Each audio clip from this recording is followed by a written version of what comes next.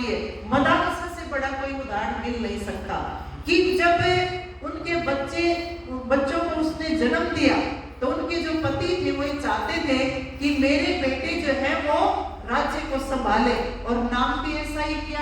पहला जो है बच्चा पैदा हुआ तो उसका नाम रखा कि शत्रु जो है दमन, इस टाइप का कोई नाम था, शत्रु मर्दन पहला नाम रखा कि शत्रुओं को कुचलने वाला।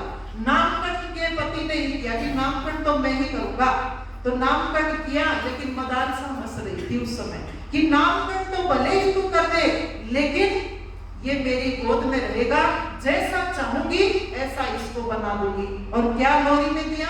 शुद्धोसी बुद्धोसी निरंजनोसी संसार माया परिवार्जितोसी, कि तू शुद्ध है, बुद्ध है और तू पवित्र है और संसार की माया से परे। ऋषि बना दिया उसको, नाम भले ही उसको ये दिया लेकिन उसको ऋषि बना दिया। क्यों? क्योंकि वो योग में उसको सिद्धि प्राप्त थी। दूसरा बेटा पैदा हुआ कि नहीं, इसको तो मैं राजा बना करके रहूंगा, उसका नाम सुबाहु रख दिया कि सुबाहु नाम रख दिया तो इससे तो जो है राज करेगा ही, कि रख लो कुछ भी नाम रख लो, लेकिन मेरी ही गोद में आता है। उसको भी क्या बना दिया? वही ऋषि बना करके खड़ा कर दिया। तीसरा बेटा पैदा हुआ, इसको तो मैं बना करके ही रहूंगा। मदालसा फिर हंसी कि जो है आप जो है बड़े भ्रांति में है, गोद में तेरी में आएगा। और नाम क्या रखा? विक्रांत रखूंगा, उसका नाम विक्रांत रख दिया। वो भी ऋषि बना करके खड़ा कर दिया कि नाम से कुछ नहीं होगा, जो मैं लोरियों में सिखाऊंगी वही इसको सीखना पड़ेगा। और अंत में हाथ जोड़ लिए राजा ने कि रानी एक तो दे दे ऐसा जो इस राज्य को संभाल सके।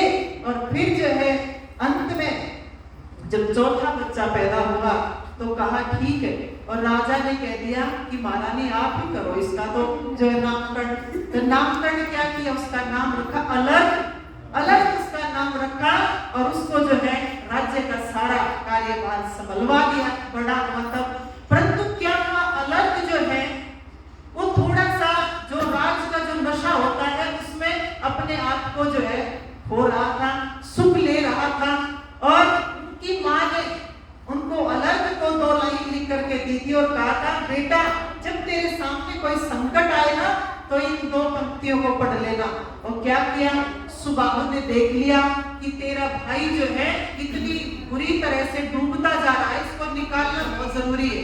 तो दूसरे देश के राजा से अपने भाई के ऊपर आक्रमण करवा दिया, और आक्रमण करवाया तो संकट में फंस गया।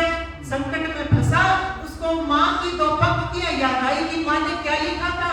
और माँ ने क्या लिखा था कि कहा बेटा किसी की भी संगत नहीं करे, संगत किसी का संग करना बुरा होता है, लेकिन संग करे ना तो हमेशा महापुरुषों का ही करना।